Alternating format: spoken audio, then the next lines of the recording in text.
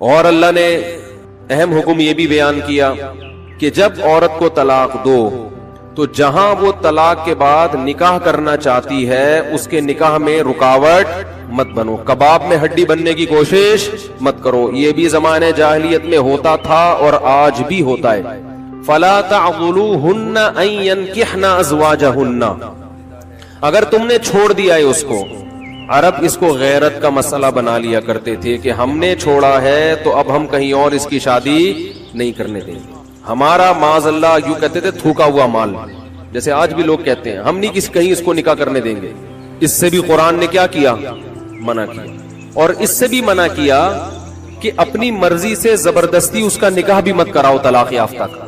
ینکحن ازواجہن، اپنے سلیکٹڈ شوہر سے نکاح کرنا چاہتی ہے تو تم کباب میں ہڈی بولو نہیں بنو. یعنی اس کو یہ رائٹ ہے کہ وہ جہاں چاہے نکاح کرے.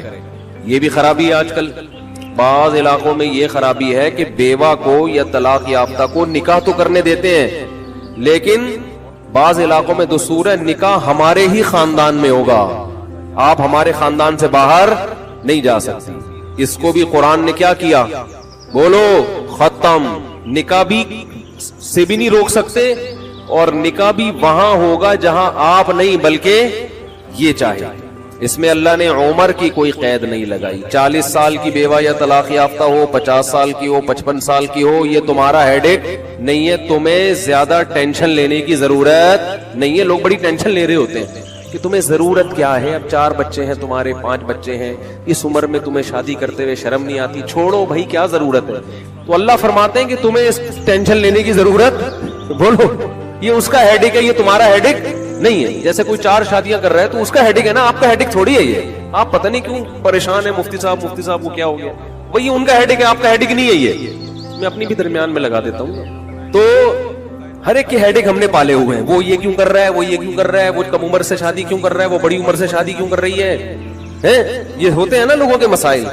اس نے یہ کیوں کر لیا. ایک خاتون نے مجھے بتایا کہ وہ ایک دفعہ بیوہ ہوئی، اللہ کی قدرت دوبارہ شادی، دوبارہ بیوہ ہو گئی. تیسری دفعہ جب ان کی شادی ہو رہی تھی لوگ مذاق اڑا رہے تھے، بس کرو یار 2 دفعہ بیوہ ہو گئی، اب آرام سے بیٹھو. اب وہ بیوہ تو کوئی بھی ہو سکتا ہے، جوانی میں بھی عورتیں بیوہ ہو جاتی ہیں. تو اب دیکھو لوگوں کو تکلیف ہو رہی ہے، بھائی یہ اس کا ہیڈک ہے. اچھا لوگ اس سے شادی کرتے ہوئے ڈر رہے تھے ان سے کہ میں بھی بیوہ پھر میں نہ مر جاؤں. اس کا اس سے کوئی تعلق نہیں ہے. ہو سکتا ہے 2 دفعہ بیوہ ہونا تقدیر میں لکھا ہو، 3 دفعہ نہ ہو. یہاں مجھے وہ چٹکلا یاد آتا ہے، وہ ایک آدمی نے، ابے چھوڑو چٹکلوں کا بھی، قرآن کو فوکس کرتے ہیں. آخر میں چٹکلے ہونا یہ صحیح ہوتا ہے، درمیان میں ہی آ جائیں تو پھر سارا موضوع چینج ہو جاتا ہے. اتنے اچھے حکام بیان ہو رہے ہیں قرآن کے، آگے اس کو آپ نے لوگوں کو بتانا بھی ہے. تو اللہ نے حکم دیا کہ طلاق کے بعد ایک دھیلا واپس نہیں لینا. خلا کی صورت میں لے سکتے ہو، مگر خلا بھی شوہر کی رضا سے ہوتا ہے، یک طرفہ نہیں ہوتا، یاد رکھیں. دوسرا کام تم نے کیا کرنا ہے، اس کو کہیں اور نکاح سے روکنا نہیں ہے. تیسرا کام یہ کرنا ہے نکاح بھی وہاں کرنا ہے جہاں وہ چاہتی ہے. تمہاری مرضی نہیں مسلط ہوگی، اس کی مرضی چلے گی. اور اگر پرانے شوہر سے نکاح کرنا چاہے اور 2 طلاقیں ہوئی ہوں تو وہاں بھی کر سکتی ہے، کیونکہ آیت کا ایک شان نزول بھی ہے. ایک صحابی نے اپنی بہن کا نکاح کسی صحابی سے کرایا، تھوڑے دنوں میں طلاق ہو گئی. طلاق ایک تھی، عدت ختم ہوئی، نکاح ختم. اب تھوڑے دنوں کے بعد دوبارہ ان دونوں کا دل چاہنے لگا کہ ہم آپس میں کمپرومائز کرتے ہیں. ہوتا ہے وقتی طور پر اختلافات بہت زیادہ ہوتے آتے ہیں، جب دور رہتے ہیں تو آپس میں میلان ہونے لگتا ہے. لیکن وہ جو صحابی تھے نا جن کی بہن کو طلاق ہوئی تھی، انہوں نے کہا کہ اب میں اپنی بہن کا نکاح دوبارہ اس آدمی سے بولو نہیں کروں. اور کہا کہ یا رسول اللہ، میں نے ان کی عزت کی، ان کو اپنی بہن نکاح میں دی، انہوں نے لڑائی جھگڑا کر کے طلاق دے کے گھر میں بٹھا دیا، میں کیسے دوبارہ. ایک ذلت محسوس ہوتی ہے نا انسان کو. قرآن میں اللہ نے آیتیں نازل کی کہ اگر وہ اپنے شوہر سے نکاح کرنا چاہتی ہے تو درمیان میں رکاوٹ مت بنو. لڑے بھی وہ خود تھے، اب جڑ بھی خود رہے. نہیں آ رہی بات. اس کو بھی لوگ غیرت کا مسئلہ بنا لیتے، سسر صاحب بنا لیتے ہیں. میرے داماد نے میری بیٹی کو طلاق دی ہے، میں تو نہیں واپس بھیجوں گا. بھائی دنیا میں جو آدمی میں لچک نہیں ہے نا، فلیکسیبلٹی نہیں ہے، لچک نہیں ہے جس میں، وہ کبھی بھی کامیاب نہیں ہو سکتا. یاد رکھو یہ جو ہوتا ہے نا، میں اصول کا پکا. بھائی اصول کا پکا ہونا تو اچھا ہے، لیکن یہ اصول ہی غلط ہے کہ جو کہہ دیا تو اس پہ قیامت تک قائم رہنا ہے. یہ اصول ہی غلط ہے. اصول یہ ہونا چاہیے کہ جب موقع کی مناسبت سے جو بات ٹھیک لگے گی اپنے آپ کو چینج کر لوں گا. یہ اصول ٹھیک ہے, اس اصول پہ پکے رہو. اور یہ نبی سے ہمیں ملتا ہے یہ اصول. حدیث میں آتا ہے ایک صحابی نبی کے پاس آئے, مجھے صدقہ چاہیے, یہ چاہیے, وہ چاہیے. آپ نے فرمایا اللہ کی قسم تم پر خرچ نہیں کروں گا میں. وہ چلے گئے. آپ نے دوبارہ بلایا, فرمایا ان پہ صدقہ کرو, دے دو. وہ پریشان, یا رسول اللہ آپ نے تو قسم اٹھائی تھی کہ میں آپ کو نہیں دوں گا.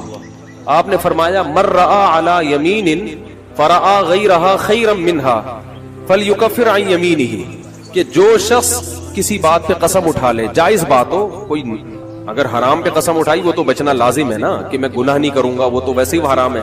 جائز کام, صدقہ تو جائز ہے نا, بلکہ ثواب ہے. فرمایا کوئی کسی جائز کام پہ قسم اٹھائے, پھر بعد میں اس کو خیال ہو کہ مجھے قسم توڑ دینی چاہیے, اس کا مائنڈ کیا ہو گیا, چینج, تو اسے چاہیے قسم توڑ دے اور کفارہ ادا کر دے. اس قسم پہ قائم بولو نہ رہے. قسم پہ جب قائم نہ رہنے کا حکم ہے تو بغیر قسم کے میں نے جو بول دیا بس وہ پتھر پہ لکیر بن گیا, یہ تو پاگل اور گدھے ہونے کی علامت ہے. قسم بھی اگر کھا لی ہو تو بھائی اس وقت یہ خیال تھا کہ نہیں دینا, اب زمینی حقائق کہہ رہے کہ اس کو دینا ہے, تو اب قسم توڑو, کفارہ ادا کرو اور دے دو. بات نہیں آ رہی میرا خیال ہے. یہ کس کی سیرت ہے, نبی کی. نبی سے زیادہ کسی کی پکی زبان ہو سکتی ہے, لیکن ایسی لچک سکھائی ہے کامیاب بننے کے لیے کہ یہ نہیں کہ جو کہہ دیا تو وہ پتھر پہ لکیر. گراؤنڈ ریئلٹی کے لحاظ سے, ماحول کے چینج ہونے کے لحاظ سے آپ نے اپنا رویہ کیا کرنا ہے, چینج کرنا ہے. اس وقت آپ کی رائے یہ تھی, اب آپ کی رائے وہ ہے, کیونکہ زمینی حقیقت بھی چینج ہوتی ہے اور انسان کی نالج بھی چینج ہوتی ہے اور انسان کی رائے بھی چینج ہوتی ہے. بعض دفعہ نالج چینج نہیں ہوتی, انسان تانے بانے ملا کے ایک رائے قائم کرتا ہے, بعد میں جب اور گہرا سوچتا ہے تو اسے لگتا ہے کہ وہ رائے ٹھیک نہیں تھی, تو وہ اسٹیٹمنٹ اس کا کیا ہو جائے گا, چینج. کوئی بات نہیں, دن میں 100 دفعہ چینج ہو جائے. ناکام وہ ہے جو کہہ دیا تو اڑ گیا, بس کچھ بھی ہو جائے. اب دیکھو ایک آدمی آپ کو مستحق نظر نہیں آ رہا تھا, آپ نے کہا اللہ کی قسم تجھے میں صدقہ نہیں دوں گا, تو فراڈی ہے. بعد میں پتا چلا نہیں فراڈی نہیں ہے, آپ کو نہیں, میں نے تو بول دیا تھا میں نہیں دوں گا. بھائی اب فراڈی ہونے کی بیس پہ نہیں دے رہے تھے, تو اب پتا چل گیا یہ فراڈی نہیں ہے. بعض دفعہ پہلے بھی پتا تھا فراڈی نہیں ہے, اب بھی پتا ہے نہیں ہے, لیکن پہلے خیال تھا کہ نہیں دینا چاہیے, اب خیال ہے کہ دے دینا چاہیے, تو رائے چینج کر لو. بہت مشکل ہے. اور گھریلو جھگڑوں میں تو میاں بیوی کی طبیعت میں اگر لچک نہیں ہے نا, 4 دن بھی ان کا رشتہ نہیں چل سکتا. یہ تو مجھ سے ابھی لکھوا کے سگنیچر انگوٹھے لگا لو, جیسے سبزی والے نے ٹھپے لگائے تھے انگوٹھے لے کے گھوم رہا ہوں. لیکن آپ انگوٹھے نہیں, آپ مجھے پکڑ لینا, میں کہاں بھاگوں گا. وہ جب بھی انگوٹھے کی بات آتی ہے مجھے وہ سبزی والا یاد آتا ہے جس کو میں نے بزنس کے لیے پیسے دیے تھے اور اس نے ایمانداری میں اسٹیمپ پیپر پہ اپنے انگوٹھے لگا کے دیے تھے. جب وہ پیسے لے کے بھاگا تو 3 سال میں نے وہ انگوٹھے سنبھال کے رکھے. اب لوگ مجھے کہتے ہیں نا وہ فلاں آدمی کو میں اتنے کروڑ روپے دے رہا ہوں تو اتنا ایماندار ہے, میں تو اسٹیمپ پیپر پہ لکھوا رہا ہوں اور انگوٹھے بھی لگوا رہا ہوں. میں کہتا ہوں یہ انگوٹھوں کا تذکرہ میرے سامنے مت کیا کرو, انگوٹھوں سے کچھ بھی نہیں ہوتا. بندہ اگر 2 نمبر ہے, اسٹیمپ پیپر بکری کو کھلا دینا, کسی کام کا نہیں ہے یہ اسٹیمپ پیپر, عدالت سے بھی نہیں نکلوا سکتے. سمجھتے ہو, لکھوایا کرو ضرور, لیکن اس سے ہوگا کچھ بھی نہیں. عدالت انگوٹھا دیکھ کے بولے گی بٹ ٹھیک ہے انگوٹھا, اب انگوٹھے کو پکڑ کے جیل میں ڈال دو, بس انگوٹھے کو دیے تم نے پیسے. بندہ تو پکڑائی میں آئے گا ہی نہیں, آ بھی گیا تو کچھ بھی نہیں کر سکتے.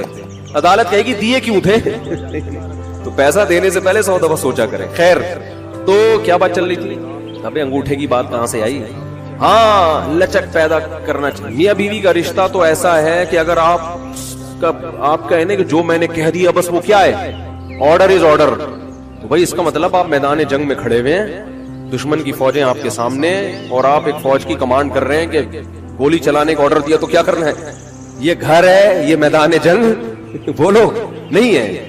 یہاں آپ کا اسٹائل یہ ہونا چاہیے, آپ نے بیوی کو آرڈر دیا, گراؤنڈ ریئلٹی یہ کہہ رہی ہے کہ بھائی میرا روب اس پر بیٹھا ہوا ہے اور وہ پکوڑے بنا کے خود ہی کھا رہی ہے, آپ کو ایک لقمہ بھی نہیں کھانے دی.